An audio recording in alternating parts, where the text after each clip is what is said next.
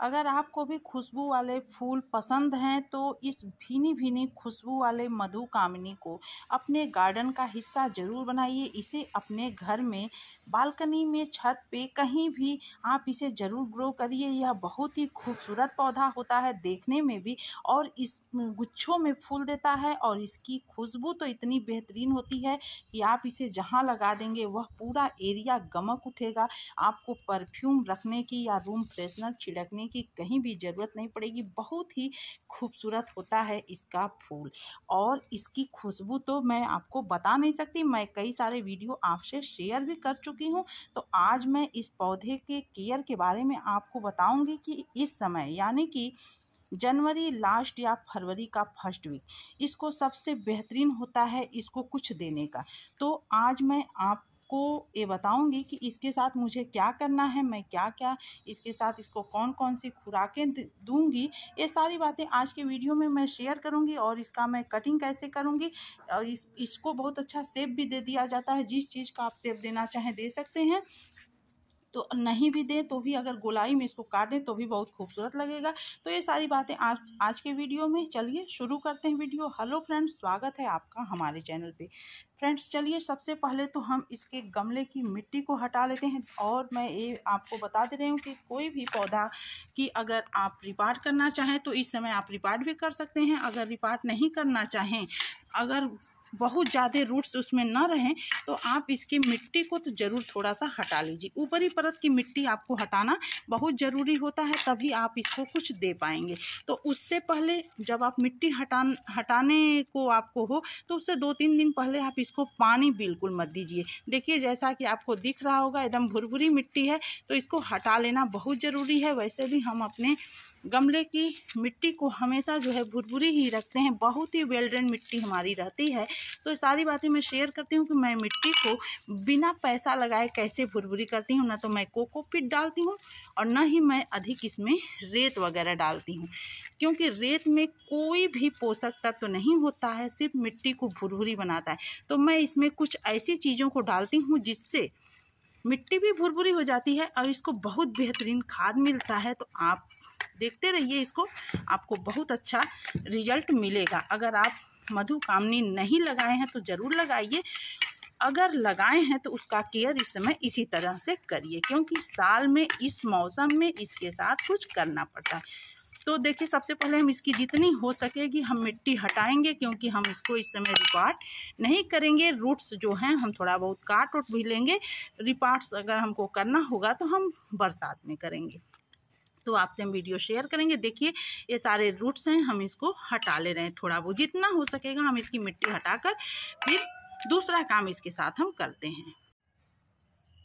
तो देखिए फ्रेंड्स, हम इसकी सारी मिट्टी को हटा लिए। जितना हमको हटाते बना हम पूरा आधा गमला खाली कर लिए, और ये करना भी बहुत ज़रूरी है। इतने सारे मोटे मोटे रूट्स से पतले पतले सब हटा दिए। दोनों गमलों को हम जो है आधा कर दिए हैं। बस अब इसका मेन जो है जड़ बचा हुआ है। तो इस तरह से भी आप कर सकते हैं। अगर आपको रिपार्ट करने में दिक्कत हो रही है, रिपार्ट आप अक्सर करके बरसात में ही किया करें तो ज़्यादा बेटर रहेगा, क्योंकि नए गार्डनरों के लिए यह बहुत ज़रूरी होता है। उनको पता नहीं होता है कैसे पौधों को रखना पड़ता है। रिपार्ट करने के बाद आपको 3-4 दिन तक बिल्कुल छाया में उसको रखना होता है। तो ये तो हो गई इसकी बात। और मिट्टी भी निकालना इसलिए ज़रूरी होता है क्योंकि 6 महीना पहले हम जो है इसको खुराक दिए रहते हैं। बरसात में हम इसमें दिए थे, तो यह लिमिट इसमें मिट्टी होती है गमले में। और ये जो है सारा जब फूल फ्लावरिंग वाले पौधे या फ्रूटिंग वाले होते हैं तो बहुत अधिक जब फूल देते हैं तो वो अपना पोषक तत्व सब मिट्टी दे देता है। अब ये मिट्टी बेजान सी हो जाती है। तो इसमें अब हम इसको फेंकेंगे नहीं, इसमें फिर हम आपसे शेयर करेंगे कि हमको इसको क्या करना रहेगा कि फिर ये मिट्टी बहुत अच्छी उपजाऊ हो जाएगी। तो यही कारण होता है कि हमारे गार्डन के पौधे बहुत ही खूबसूरत रहते हैं। देखिए इतना अधिक फ्लावरिंग करता है कि झड़ने के बाद भी इसमें इतने अधिक जो है फल ले चुके हैं। तो अब आइए हम दूसरा काम इसके साथ जो है ये करेंगे। अब हम करेंगे इसकी प्रूनिंग।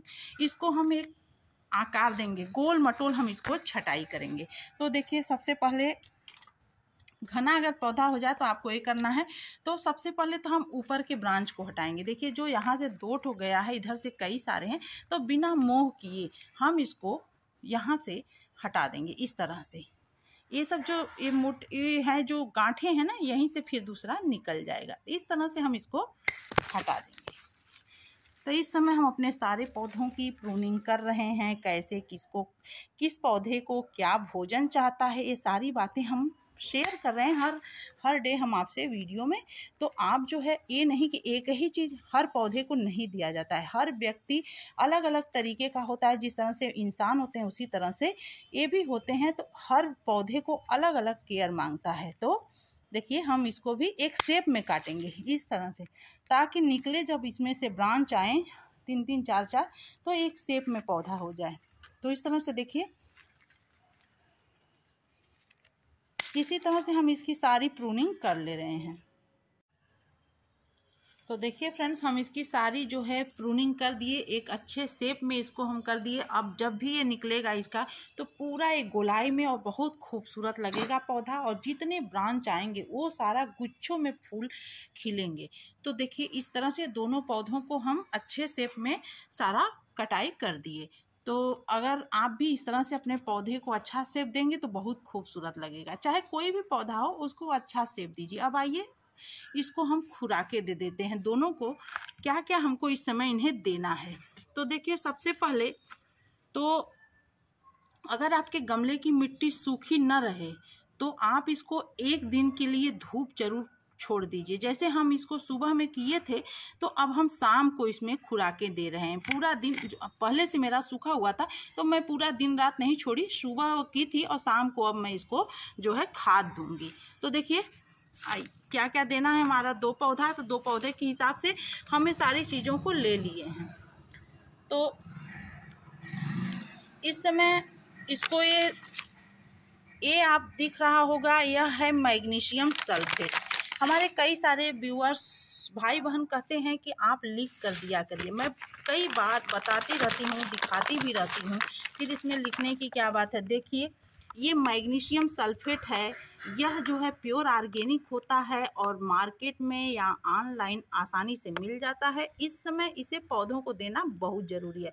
3 महीने के अंतराल में आप इसको अपने पौधे को ज़रूर दीजिए और इसका छिड़काव भी कभी कभार कर दिया करें 2-3 महीने के अंतराल में। तो ये तो हो गया मैग्नीशियम सल्फेट। देखिए 1 चम्मच के हिसाब से हम दोनों पौधों में 1 चम्मच रख लिए हैं।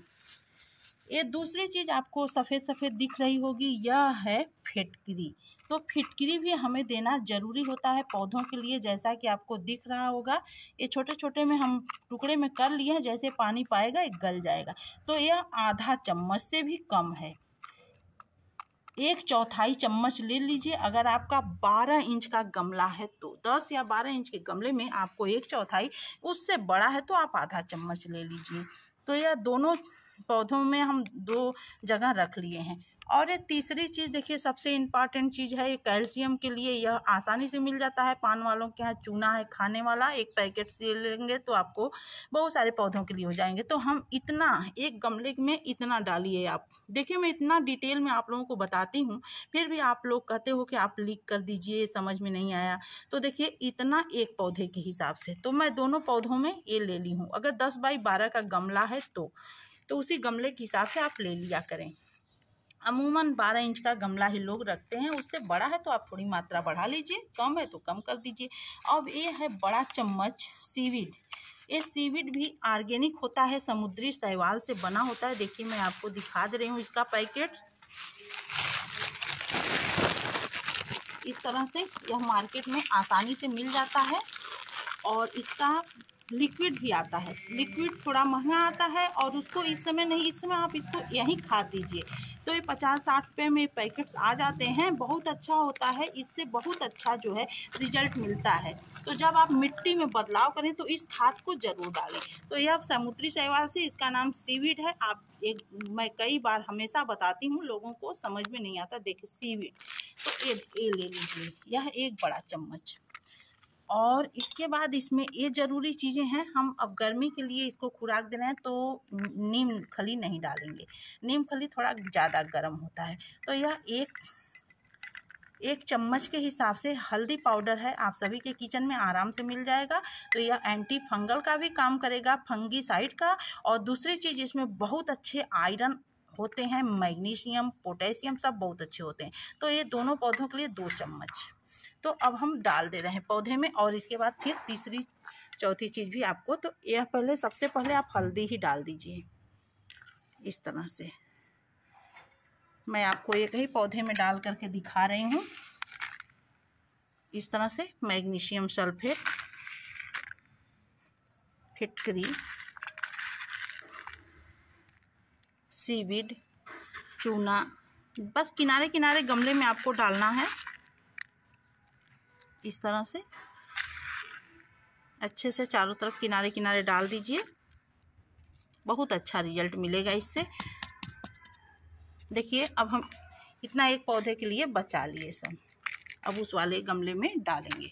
तो इसके बाद अब हम डाल दे रहे हैं ये थोड़े से राख, थोड़ा राख डालेंगे भी, ये भी बहुत डालना ज़रूरी है। आप दो मुट्ठी राख जरूर डाला करिए अपने पौधों में इस समय, ख़ास तौर से बहुत अच्छा गर्मी में यह रिजल्ट इससे मिलता है। इसके बाद अब हम तो ये कुछ सूखे पत्ते भी हम डालेंगे इसमें। जो मिट्टी भुरभुरी होती है, मिट्टी में बहुत अधिक हल्की होती है, तो ये सूखे पत्तों की वजह से अब बहुत अच्छा इसे पोषक तत्व मिलता है, बहुत अच्छे इसे फ्लावरिंग होते हैं।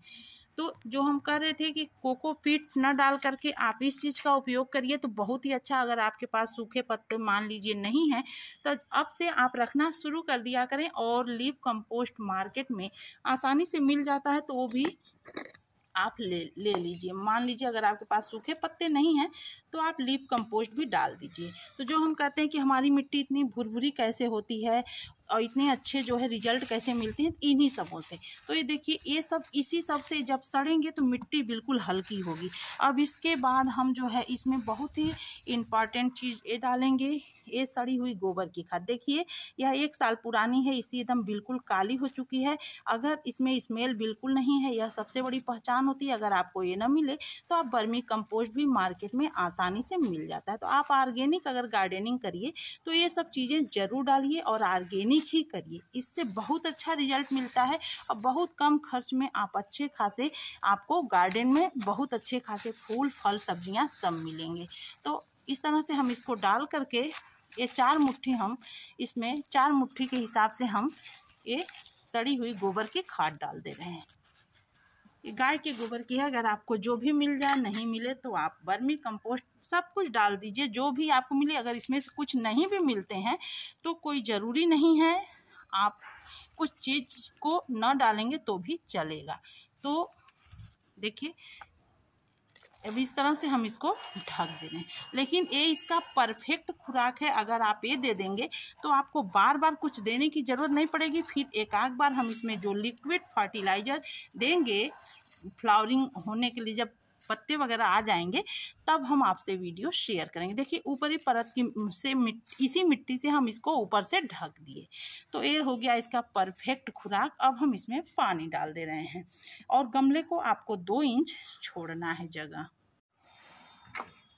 तो देखिए दोनों गमलों को हम तैयार कर लिए अच्छे से, और 2 इंच इसमें जगह छोड़ना है और अच्छे से पानी दीजिए। तो पूरे पौधे को धुल भी दीजिए इसी के साथ, तो पौधा बिल्कुल साफ भी हो जाएगा। और इसके बाद हम फिर लास्ट में जब सारे पौधों की कटिंग कर लेंगे तब हम क्या इसके साथ छिड़काव करेंगे कि बहुत अच्छे से पत्ते आ जाएं। तो एक ही दिन बनाएंगे वो फर्टिलाइज़र इसको छिड़कने के लिए प्योर ऑर्गेनिक, तो आपसे ज़रूर वीडियो शेयर करेंगे। 2 इंच गमला खाली छोड़िए और पूरे गमले को अच्छे से भर दीजिए। आज बिल्कुल भर देना है ताकि एकदम नीचे तक पानी चला जाए। तो उम्मीद है आपको एक कामिनी से अधिक फूल देने वाला यह वीडियो बहुत पसंद आया होगा। पसंद आया होगा तो फिर लाइक शेयर ज़रूर करिएगा। चैनल पे पहली बार होंगे तो इसी तरह का वीडियो पाने के लिए चैनल को सब्सक्राइब करिएगा। मिलते हैं अगले वीडियो में, तब तक स्वस्थ रहिए, खुश रहिए, अपने पौधे का ध्यान दीजिए। Thanks for watching.